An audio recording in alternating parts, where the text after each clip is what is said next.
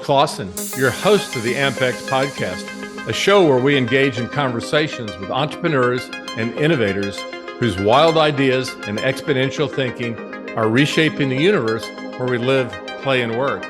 I believe these powerful conversations will inspire you to pursue your dreams.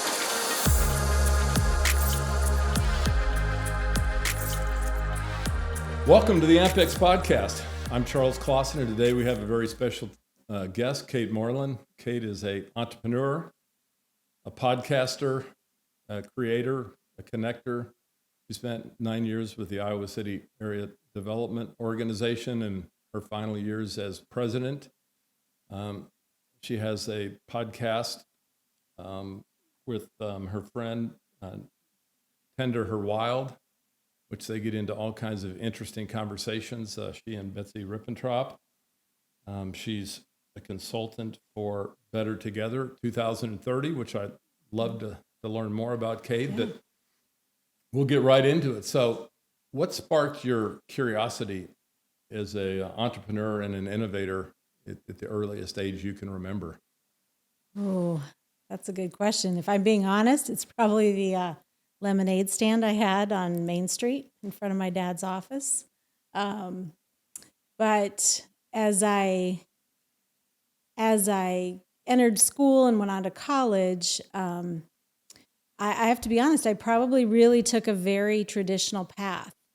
And I've been trying to find my way back to my own ideas, my own creativity, certainly in the last several years. So yeah, I think I've been an idea person. I've been a creative at different times in my life, but I'm, at this stage in my life, I'm really putting all that together.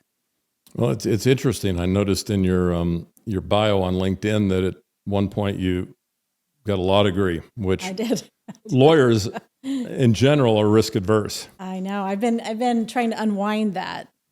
I practiced law for about 10 years. I was a prosecutor and then moved into the area of high conflict divorce work. So I chose very stressful areas of the law and burned out pretty quickly and decided to go a different way after a decade. But I feel like what I am truly still is an advocate. I'm an advocate for a lot of things. I have advocacy skills, I think, that I built up over time. And so I still use my law degree, just in a very unique way, I think. Well, how do you take those advocacy skills, Kate, and help create innovative ecosystems? I know as the president of the Iowa City Area Development Corporation, you were trying to get community to work with university, to work with businesses, and how did you find that experience? And especially, we're a university town, the University of Iowa, so there's a lot of creators, but creators by definition don't necessarily collaborate. So you might talk to us a little bit about your advocacy skills and how you use that to try to open up and get more collaboration going on. Yeah, well, I think so much of that comes down to people and building relationships and building trust. And that takes time. And I'm not always the most patient person. So I had to balance a lot of that. And, I've learned over the years that, starting small with small projects, build the trust, and then you grow into bigger things. And I think we did. I'm really proud of the success we did have. We had an ed tech opportunity with a federal grant, and we brought the university in so that it became a very collaborative project for our community and for the state, actually. And so that was one of those opportunities that, when you say we have this large federal grant, I think a lot of people thought, oh, they'll never get it. They supported it, but we ended up getting it. And then we said, all right, you're at the table with us. And we really moved the needle on, showcasing what's happening in educational technology. And really, Iowa City is such an area of educational foundations. I mean, we're home of ACT. That was a startup out of the university. Pearson, the College Board. I mean, we've got a lot of those foundational ed tech companies. And then we've got some new rising stars in higher learning technologies, and Paradeck that was merged in with another company out in California. So some of those opportunities, I think it's honoring the past, but also trying to look to the future and seeing how we could come together. And so that's one of the areas I think that I was most proud of in our area of work, where we really did collaborate well with the university. There's always more to do, but it starts small. I think you have to think about what's the small first steps you can take. Excellent. So I know you and I are both involved with Ed Morrison and strategic doing. You're a fellow, and I'm working on that distinction. Yeah. But you're also familiar with the Kauffman Foundation, supporting entrepreneurs, and specifically Andy Stoll and the work he's doing with innovation ecosystems. Yeah. And, universities, my dad was a professor at the University of Iowa. He was associate dean of the business school forever. So I kind of grew up in the academic environment. At least I heard discussions about it over dinner. Yeah. So I've been involved with the university on the board of the University of Iowa Research Foundation, which gets involved with tech transfer, as well as the International Institute and the Papa John Entrepreneurial Center. And what frustrates me a bit is the whole academic paradigm. I know 100 and some years ago, when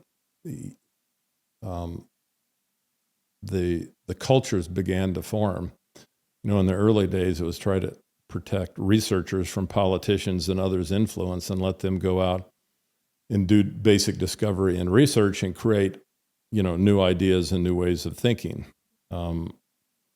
What concerns me a lot today, after spending a week in California with Peter Diamandis and Andrew Ng and Lucky Palmer and all of these AI innovators and creators that are changing the world, is the speed at which it's changing. ChatGPT just went from 1.7 billion parameters to 1 trillion parameters in version 4.0. So it's like a huge neural network. Yeah. And the rate of innovation and creativity is it's exploding. We just moved from the Industrial Revolution into the age of AI. And I've always been a disruptor, and I've recently learned to take that out of my vocabulary. Instead of saying I'm a disruptor, I'm using the word a transformer. Oh, I like that. Because these technologies, Kate, as you know, are going to transform our society and how we live, work, and play as humans in every single aspect. But it's here today. So how do we take academics who are risk adverse by nature, when things are changing so fast and they don't have 5 or 10 or 15 years to do basic research? I mean, Moderna, in a matter of weeks, came up after running billions of combinations on viruses with a COVID vaccine. So these are complicated relationships. And when you partner with computers to help solve these problems, you can look at nuances and billions of combinations that many faculty couldn't do in a lifetime. Yeah. So how do we change the mindset in academics to increase collaboration across universities, across colleges within the university, and with businesses? So I'd like to spend a little time just talking about collaborations and creative networks. Yeah.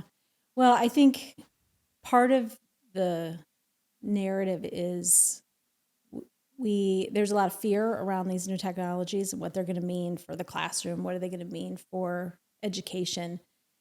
And I think knowledge is power. So I think helping professors and colleges and people understand. I had a young college student sit down with me and give me a tutorial on ChatGPT. She taught me how to use it. And I appreciated hearing from her at 19 years old what this means for her and how she sees she's going to use it. So I think we actually have to look to our young people. I think professors need to engage young people around these conversations. It's not going anywhere. I heard the analogy of it being like the invention of a pencil. It just becomes another tool or a calculator. And we have to figure out when and how to allow the usage, perhaps, but also we can't just suggest that we're going to ban it and say it's not allowed. So I think we're in a tricky time, but having these conversations for young people are really important. They can't go to school for 4 years in college not learning how to appropriately use something like this and then go out into the work world if they don't have those skills, because they're going to exist when they enter the workforce. So we have to figure out a way to bridge and use these new tools responsibly and have conversations about what they mean for human beings and how we have to still operate in systems, even with these new technologies, that are going to honor people and human beings and relationships. Because my biggest fear is, if we don't educate around that, then they are misused, or they're not used with a lens of, some critique and some understanding. So I don't think we can ignore them, and I think we just have to educate our professors and our communities about what it is. And I think young students can help do that. They get it like that. Well, you're absolutely right, Kate. And I think I think the young people are already immersing themselves in this. I mean, Chat GPT in the first week, 5 days, had 1 million users. And in the first 2 months, there's over 100 million users. So it's the most rapidly adopted technology. And the Chat GPT is just a bot. It's an interface between that and OpenAI. If you have much more complicated data sets, you can write algorithms that'll feed your data, whether you're a researcher like Moderna or someone else, and feed that into these machine learning models. And it's amazing what they come back with. But I would urge every faculty member, every adult, and every student, regardless of what they do, to learn how to transform yourself and upgrade your skill set, because it's literally, I'm 10 times more efficient on every front. It is quite amazing. The first time I used it, you're just blown away. It's hard to explain until you use it, which is why I think it is important for people to learn how to use the tool so they really understand what it is. Yeah, I mean, it's an amazing tool. And I had the honor of listening to Sal Khan of the Khan Academy talk last week about what he's doing in curriculum content. And it's amazing. So I think, what I encourage academics to do is and God bless them, they're also buried in all kinds of administrative, bureaucratic paperwork to hire someone, to change a curriculum. It's all just arduous and tedious, and AI can help standardize a lot of those tasks and take it off their plate. But at some point, they need to start reimagining what education looks like in 5 or 10 years. One of our fellow classmates in Abundance 360, his moonshot was to build a 3D printer to build rockets to launch into space. And last Friday, he had his first launch. His rocket, they built that in a 3D printer, and it went into orbit. Wow. So how cool is that? And I think if you look at world populations, birth rates are going down all over the world. Mm-hmm. There is a lot of angst and frustration about what the future brings, what the environment will be like. But with these exponential technologies, every problem that mankind has today will be solved in the next 25 years. And we'll fix those things. Like any technology, there's a light and a dark side. So, you worry about what happens if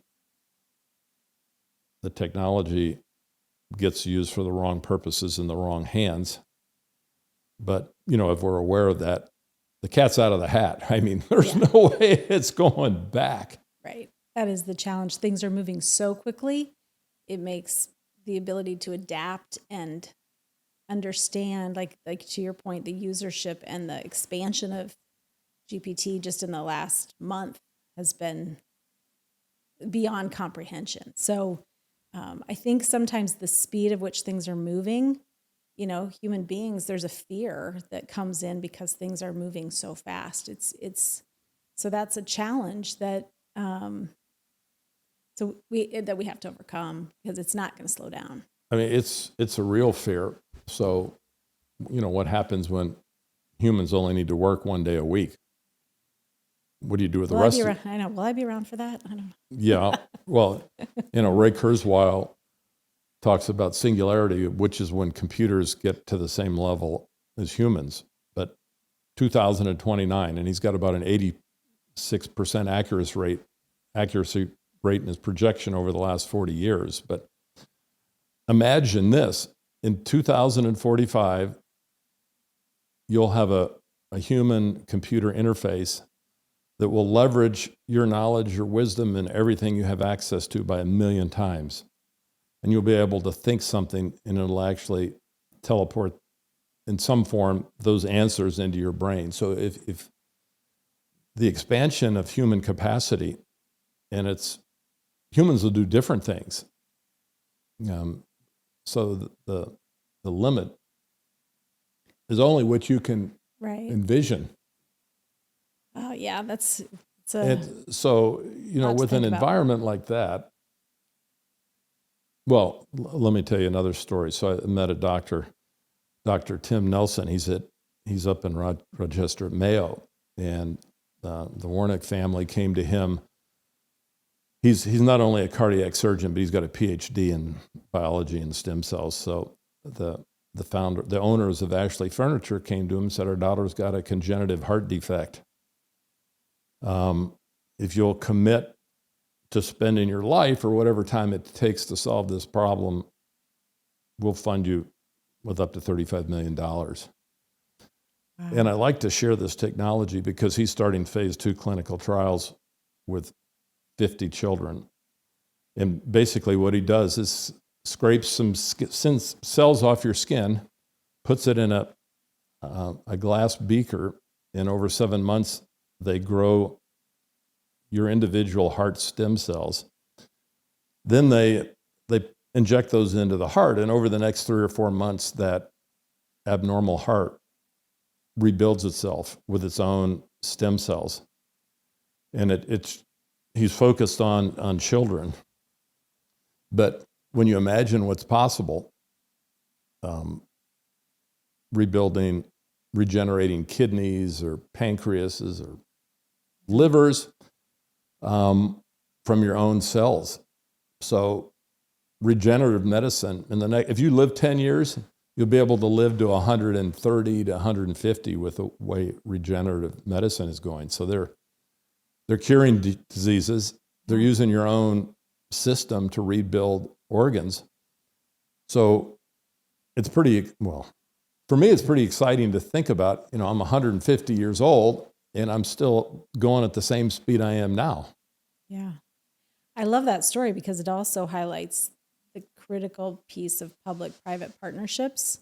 So when I think about academia and how we're engaging them in solving these problems, it does take it. I mean, we're at a place where we need more funding for all of these research things. But it came down to someone's granddaughter or daughter, right? Yep. And so our connections as humans is often what drives where we put our focus. So that story is so fascinating to me because in the end, we are all connected as human beings. And so it kind of goes to the idea of leveraging assets and connecting assets to be able to solve big problems, which is what happened there. You had the financial piece, the family, desire to have this young girl cured, and then the academic knowledge and research ability that came together. So I mean, it's beautiful. Dr. Nelson has also got a new model for collaborations. So he's accelerated the whole clinical process. He has 11 of the top pediatric hospitals in the country that are partnering with him on the clinical trials. So he gets them the stem cells, and they incur all the costs to do the implants. It's basically they're in there doing an open heart procedure anyhow. So they inject these stem cells when they're in there. So he's got 11 of the top centers, in addition to Mayo, supporting it. So they, the anti-rejection drugs for someone that gets a heart transplant are $32,000 a month. So you're looking at almost $400,000 a year for 10 years. You know, that's $4 million. If you live 40 years, the cost is amazing. These clinical trials, it's $100,000 per child. And I'm imagining once they get through it, that the cost for humans is going to be something less than that. Yeah. So just imagine if you could get your own stem cells to regenerate your heart. I mean, you could be 6 months old, or you could be 60 years old, and for the price of a car. Yeah. So it's pretty exciting. I mean, I can tell you endless stories like this of innovation that have to do with human health. But coming back to the ecosystems, I've been kind of on a, I don't know if terror is the right word, but NSF has this project, and right now they have 50 phase 1 grants for $1 million to build this innovation ecosystem, regional innovation ecosystem, and they want to encourage R&D and collaborations between academics and businesses and communities in the flyover states. We just happen to be smack in the middle of the flyover states, but phase 2 is 5 entities or organizations are going to get $160 million to support these innovation ecosystems. So I've been thinking about what's possible, but what I think NSF is trying to do is stimulate cooperation, and there's going to be billions of dollars coming out of Washington in the next 2 or 3 years for innovation. The problem is you can't wait until these proposals come out to build these ecosystems of, let's say, Dr. Nelson, you want to pull together 11 pediatric heart institutes, and you want to develop, the strategy in what you're going to do. You can't do that in 2 or 3 months. So my thought is to use strategic doing as a vehicle to bring academic and business leaders together to think about what the future looks like 5-10 years out. Then if that's really what's here, or right now it's here with AI, so we don't even have to go that far. What's possible, and reimagine what's possible. And it's going to create a gold rush in innovation. I hope it does. Yeah, I think that is the goal. And I think the communities and educational institutions that leverage those partnerships and dollars are going to be light years ahead of those that don't. So when I think about the strategy for universities to be relevant, like to your point, in the next 10 to 15 years, that's going to have to be part of their strategic plan, is more partnerships, because that's what keeps them viable. It's what will keep them viable. Public funding continues to decline. And there's just so much knowledge in these institutions. We have to support and encourage them to be part of solving the problems of today and tomorrow. And I think we can't do that in silos anymore. So, no, we certainly can't. Yeah. So one of the dialogues this past week around education was, you can go on to YouTube and see the very best and brightest on any topic. You can go to the Khan Academy and take a course on anything you want for next to nothing. So if you're a young person and you're looking at a $100,000 to $200,000 bill to get an undergraduate degree, and you can get the online training for a couple $1,000 in half the time. Now, you don't have the human connection and you don't have the interaction, but at some point, that's only worth so much. Yeah, there's a tipping point. I think micro-credentialing and these learning in spurts, I mean, the other pace of change is going to require us to continue to learn in a way we haven't had to, our generation hasn't had to. This younger generation will have to learn and learn. It's continuous learning. And so it doesn't just happen in 4 years of college. It's a lifetime to keep up with everything. So I do think these micro-credentialing, and we've seen it start with the software industry. Google was hiring people without college degrees who were self-taught, 7, 8, 10 years ago. So they got ahead of that, knowing that if you could self-teach, that was good enough for them. They didn't require, a 4-year degree. We were at our ICAD worked pretty hard, and Tom Banta, who I worked with there, worked hard to help our employers understand skills-based hiring. Microsoft does primarily skills-based hiring. A lot of the large entities now are looking to do just that. And that is somewhat of a threat to maybe traditional education because you're not basing it all on degrees. But the honest truth is that jobs require certain skills. And you can get those skills in a variety of ways. You can show them in a variety of ways. And so I think we're going to enter an era where skills-based hiring just becomes the norm, and people will be getting those skills in different ways. Absolutely. And I think it's probably will accelerate because businesses, if you can pass a competency exam with the right skill sets, they don't really care anymore. Bill Gates never graduated, and there's so many leaders of tech companies that never graduated because there was too many big problems to solve and they needed to get on with it. So, right. Maybe Kate, the credentialing of young and old will change the way academics think, because Iowa has approximately 30,000 students, but what if in 3 years, 10,000 decide not to come back because they can get what they need online faster and get credentialed and move on? That's one side of the coin, getting credentialed. Right. The other side is this antiquated system of how college curriculums and colleges are actually accredited. The accreditation system moves so slow that it's virtually impossible for you to change your curriculum. Right.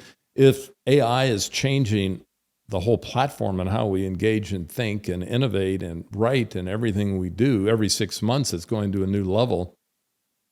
And our system isn't built for that. No. So Singularity University was started with an $8 billion grant from a tech company, but they chose not to be accredited because it's obsolete before you even get started.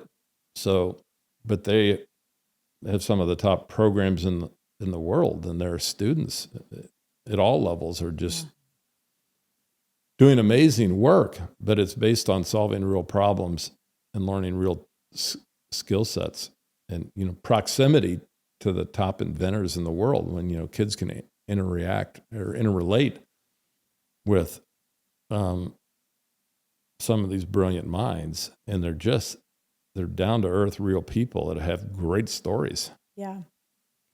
But there's change it's already here. There's the options, I think, are going to be endless in another decade, and people will choose what works best for them, whether it's from a financial perspective, from what type of learner they are. I think we're already seeing that divergence in how kids learn.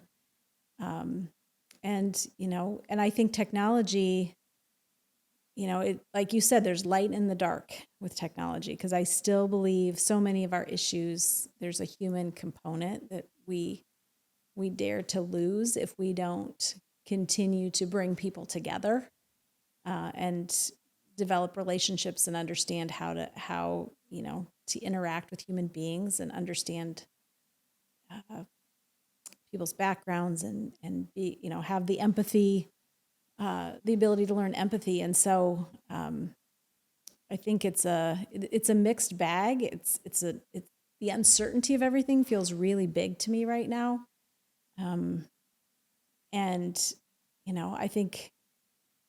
I think that we can't wait. We also can't sit back and wait as universities or as college communities. We have to, like, to your point, we have to start having these conversations, building the relationships. So when the opportunities present themselves, we have the relationships in place to go after funding or to create, we have the ecosystem built that's ready for these big shifts. Yeah, I was talking to the dean of the College of Education at Iowa this morning about, how to do this and the challenges.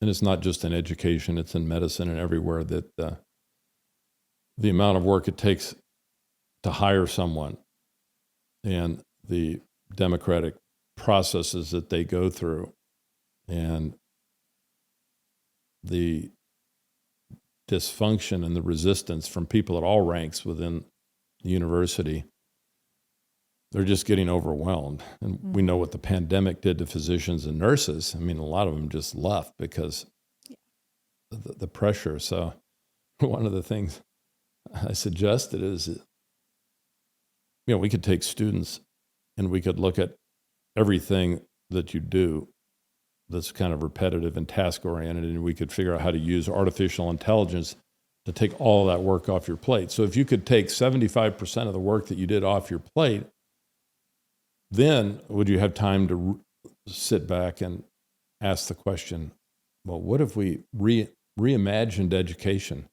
Content, world-class content is going to be available. Mm-hmm. I mean, we have a teacher shortage at some level. We have a crisis in rural America, doctor staffing. Absolutely. But just imagine what's the role of a classroom and what's the role of a teacher in the future when you'll be able to get amazing content in the metaverse where you're in Jurassic Park learning biology and you're touching and feeling things and smelling things in your avatar in another world, which is pretty exciting. But what are you going to do to develop these human connections? And I think education plays a big piece in that. What happens in the classroom should bring back what, when we were youngsters, going out and playing baseball or football or running around in the woods, you learned how to communicate and how to interact with other kids, and you work things out. Now, kids are so overbooked that their parents are there almost making every decision for them. And if there's any kind of conflict or kerfluffle, they don't work it out. So it's, the emotional intelligence and the empathy. Somewhere, somehow, we've got to teach kids, this part of being human. Right. Yeah. And that's I think that's the biggest thing. Yeah. Yeah. Because the challenge is that they will be, they're already working on these young people, the things they see as big, audacious, difficult areas that they know will need to be solved, whether it's climate change or education itself. The kids, the conversations I've had with young people, and I have 3 of our own that talk about these things, there's a real sense of urgency on their part that they get working on these problems. And I actually stopped asking kids, what do you want to be when you grow up? I asked them, what problems do you want to help solve? Because I feel like they need skill sets that they can take into different organizations, businesses, and they need the skills to be able to solve these problems. And collaboration and communication, all the 21st century skills are critical for that, but you have to practice them to get good at them. And so I think the role of the teacher becomes a facilitator and a coach, helping kids practice these skills so that when they are out in the world and they're ready to go, they can apply them in whatever setting they're in. But it takes practice. I mean, collaboration is not easy. Adults have a hard time collaborating. So the younger we teach that skill set, the better we'll all be, because collaboration to me is absolutely the way forward. It's the only way to solve complex problems. Well, you're absolutely right, Kate. And I think about the industrial age and the evolution of hierarchical command and control organizations. And we're going through this 25,000 year cycle where we're kind of coming out of the era of Pisces and moving into Aquarius. But this will probably freak a few people out. But the organizational structures that have created the polarization and the mess that we're in today are going to fade and be replaced by new forms of organizations. And the beautiful thing about strategic doing and some of these other thought processes, you've got innovation, you've got technology, then you've what I'll call culture. And our society is so ingrained in these programs of command and control. I mean, most academics probably have a little of that. You know, they have their grants and they have their little fiefdoms and they don't want to be told what to do. But, you know, NSF and NIH might say, here are the massive problems we want to solve. So how are you guys going to work together to solve them fast? Because we're not going to just fund these things for 10 years. I mean, 10 years, we can solve the biggest problems that humanity faces in 10 years. And I think what becomes important and what can differentiate universities is creating an environment where you teach these young people the tools and what's possible. Then you give them a chance to create their canvas. What's their massive transformational purpose in life going to be?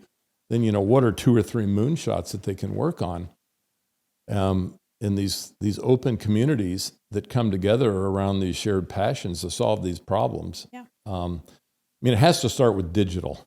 I mean, you have to start with a digital platform.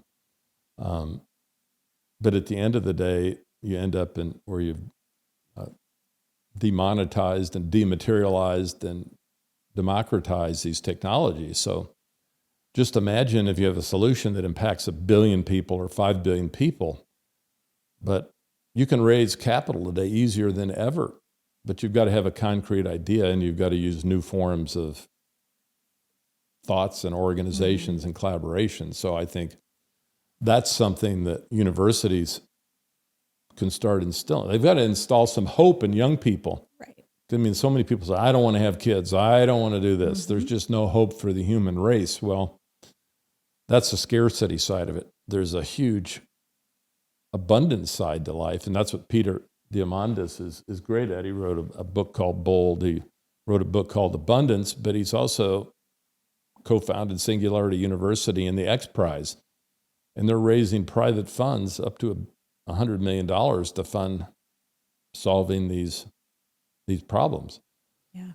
Yeah, I believe entrepreneurial skills need to be taught from preschool on. I mean, you know, and there's so many ways to do that, to integrate it into our curriculum and help kids think outside the box, be able to take an idea and, you know, see it to fruition. We started a design dash where we brought high schoolers together for a startup day, like you do with college kids do a startup weekend. Well, we did it in one day. And watching these young people learn, you know, the business model canvas, understand customer discovery, head out on the Ped Mall, talk to people walking by about their idea, get feedback, and then, you know, pitch at the end of the day. We'd have a pitch competition. It's 6 hours, and in 6 hours, they looked at the world completely differently. The feedback was amazing. they felt more in control a little bit of like, maybe I can do something. If I think that's a problem, maybe my idea might work. And some of them take their ideas and keep working on them. But we have to inspire kids to be problem solvers. And to do that, they have to practice that skill. They have to be kind of turned loose and allowed with these skills to practice solving problems, because that's what our world will require. That's how they'll be successful. I also really believe we have to set them up for success. And we're entering an era where there's not one right answer anymore. And so we can't train them in a traditional system and then turn them loose into the workforce where there's multiple answers and there's complex problems, but they don't have the skills to manage it. And that's where anxiety and other things come in, because they don't feel equipped for the world. And so I think that's where so much of this early education is gonna, as that transforms, it needs to happen at the K-12 level, but also at the college level. It's just got to be integrated. Yeah, I mean, it's not only the kindergarten through college, it's also the whole education system, the teachers. But we've already had, 120 school shootings this year in the first 3 months of the year? Yeah. I mean, you annualize that, and it's pretty sad. And politicians are polarized. No one seems to want to address the issue, at least in a concrete way, of how you limit guns getting in the kids' hands. Yeah. And I think I was talking to some moms this morning. Our kids are being traumatized every day. They're afraid every day going to school. And I look back, and if you think about that, for us, that was not the case. Oh, we never had a fear in the world, No, Kate. No. Like maybe lunch would be different than I thought it was going to be. I mean, that's the biggest shakeup that happened. And so we are creating, by not acting and not taking responsibility for protecting the most vulnerable of our population, we are creating this trauma and re-traumatizing, everyone, but especially our young people every day. And I don't know what that's going to look like for them. I mean, when you're living in trauma, we know it lives in the body. We know it affects your mind and your body. And we know the levels of anxiety and depression that kids have. The numbers are staggering post-COVID. And so on top of it, they worry about these things every day. They worry about climate. We're seeing, 20 tornadoes in one 24-hour period in the South. There was news today that those are going to continue because of these high level temperature bands or something. So these things are really happening. Kids are smart. They see that and they recognize that it impacts them and will for, their entire lives. And I just worry that we are really, it is not a hard issue in my opinion, but by not acting and by thinking that we can somehow rationalize our way out of this, we're going to end up with a whole generation of traumatized people. And I'm not sure what that's going to look like in the workplace or in our communities, but it's not good. No, trauma leads to dysfunction. It leads to withdrawal. It leads to less human connection. Right. Human connection, you brought it up, empathy. It has to start with a heart connection where you have some compassion and understanding for the other person. But it's not limited to just kids. It's limited to everyone at all. It seems to be missing in some areas right now that is right. really, really problematic. Yeah. Well, Andrew Yang was talking last week about what happens when humans work a day a week.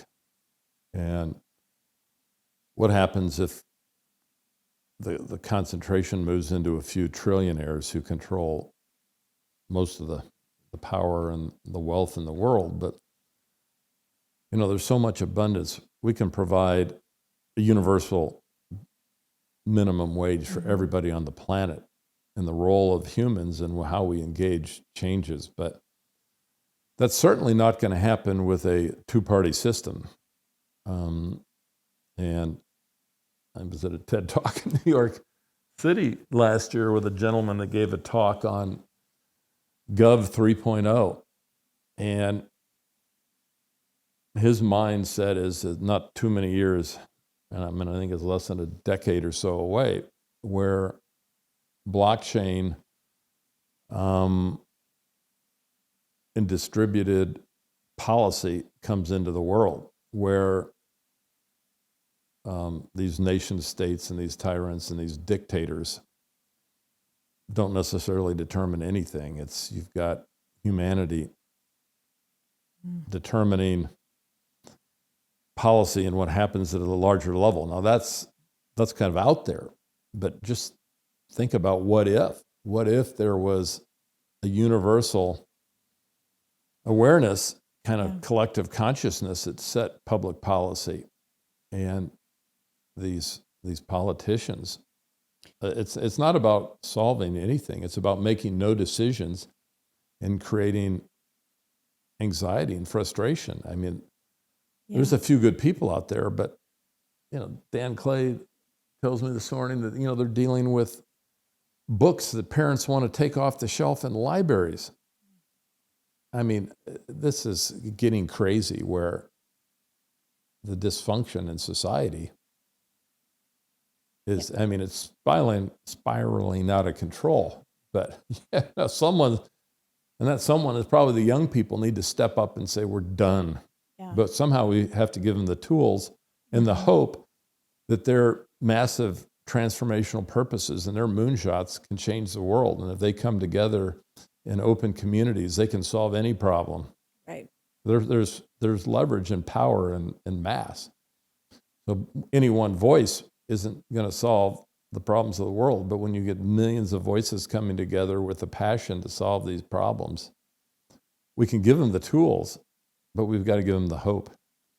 Yeah, and I think that's challenging right now. I think there's a sense that for young people, they know there's not action being taken on gun control and the ability of these weapons, and so there's a sense like, am I not valuable? And so I think as a society, you really have to look at how we are taking care of our children, because they are the future, and we're letting power and greed and everything else take precedent over that. And the countries that have acted, there's no question that it works. We know it works. We're just not bold enough and brave enough to do it right now, and we've got a lot of people in the way. So yeah, it's unfortunate. The NRA, they could take a little different point of view. I don't think anyone's arguing that no one should have guns, but it's how do you get guns and how do you make sure we keep them out of the hands of kids? So why don't they just step up and start collaborating with society to solve these problems?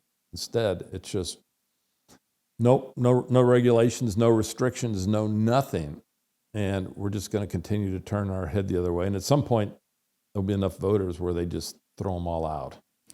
Yeah, I don't know. I hope. Someone's got to take action. I know. Yeah, we're living in very interesting times. And, I think historically, there's just this whole sense of fear when you look at these laws being passed limiting the rights of people, and this grasp at control, really, I think. And so I hope that it's a pendulum, has swung so high, but it's going to require people to step up and be louder and participate, and more people running for office that are looking at these problems from a human perspective, because it's taking a toll. Right. Well, it's certainly interesting times, Kate, and I'm thinking about now that I'm going to live to 150 and I'm going to be doing it 135, my mountain biking and everything else, that there's plenty of time to inspire the young people. to create hope for a better tomorrow. So switching gears a little bit. So you've got a new gig going on where you're coaching and mentoring. What are you focused on? Well, I really am focusing in on this idea of authenticity and well-being. I work with individuals. Obviously, I've had my own kind of career shifts, and I work with people that are looking to make transitions and take on new paths. I work with organizations who are looking to innovate. That's kind of where the strategic doing comes in, and helping with that tool to help. Because I really think organizations need to understand what makes them authentic, what makes them unique, so that they can innovate in a way that makes them relevant for the future, that engages their workforce, that uses the potential that their people have. And so I love doing, retreats around that. And then I'm doing the community work with Project Better Together. And that was something that I was part of in my role as CEO at ICAD. And we came together creating a vision for our county. It's a 7-year vision for 2030. And we engaged the community. We used a futurist. We used Rebecca Ryan, who's an amazing futurist, to really look at the trends and the data from both a national, state, and local level, and say, what trends are we ready for? And what trends do we really need to hone in on? Because if we don't get a handle on them, the result isn't going to be good for our community. And so we're focused in on things like championing the natural environment. An inclusive economic development plan is part of this. Reimagining our social services for the future. What would that look like? One of our early projects is 3D printing of multifamily homes. We don't know if it'll be the first or second in North America, but building a multifamily unit. And that's with the support of the city of Iowa City. And so we're using this vision to help inspire our community to think of ideas, projects, things they can do in these realms to move our community forward. And I think I was a psychology major, and I think there's a lot of psychology in things right now on how people are doing. To your point, do they have hope? What is what are they passionate about? And how do you leverage people's passions in your communities, in your organizations, to build new things and to create new ideas? Because the power of that, those are the places people are going to want to live. They're the communities people want to be part of. They're the companies where people stay because they feel engaged and heard and valued. So I think the well-being of everything, that's my big focus, is just helping create well-being in all those arenas. So what's the scope of the community that you're engaged with in these dialogues? Well, the vision is for all of Johnson County, Iowa. So it's the entire county. So, but we have project teams under all the pillars that are working. We have pillar leads, and then, but it's really everyone's vision. So we have some companies that have taken it and used elements in their own strategic plan. The cities have kind of adopted the tenets in their strategic plans. It's designed to really be a North Star for all of us. Right. And it's like no one owns it and everyone owns it. And it's about trying things, experimenting, not being afraid to take a chance, to your point, to take some risk. And I think we've seen some really good early success. People, raise their hand every week. They'll email or call and say, I want to be part of this, or I have an idea. And our job, Katie Gerlach's directing it. I'm working alongside her, and she's amazing. It's just to connect good people with good ideas. And then how can we support you in making it happen? So there's a youth leadership program that the CLP group is starting to try to help youth leaders. The housing work, like I said, the nonprofit work, childcare, looking at preschool, how do we make that more accessible? We're talking transportation. How do we regionally come together around transportation? What's that look like?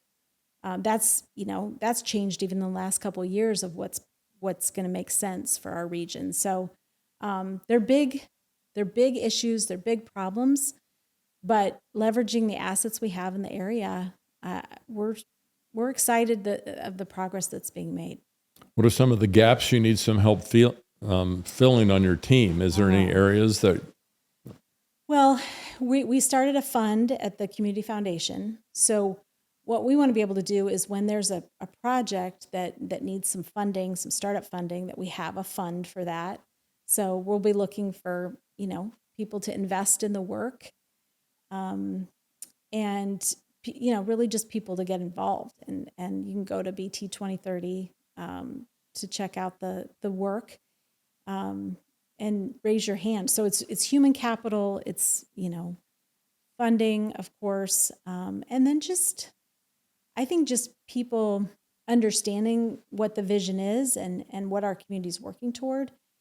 Because part of this is creating a place that is looking forward. And we started this work actually during COVID because we were responding and the business community were trying to support them during COVID. And I remember we kind of pivoted and said, at some point we're coming out of this and we need to be ready because there's a huge opportunity for us we've built all this good camaraderie and cooperation and collaboration during COVID. Let's not lose it. Let's leverage that into what's next. And so that's really what happened. And we've got great community leaders involved that are champions of this process. And, so just in any way you want to get involved, I'm hoping more students will get involved. We had some students on the planning team, and we're not building a future for me necessarily. You might live to 150, but I'm pretty sure I won't. But we're building it for these next generations. And so they need to be at the table. They need to be part of this. And it's another way to really engage them in solving the problems of the future. How do you engage this organization to stay passionate and keep things moving forward? Do you do something like a 30-30 review for each of the teams and they come back and they keep it alive and they keep it? We have working teams with the idea that every 30 days they're coming back together.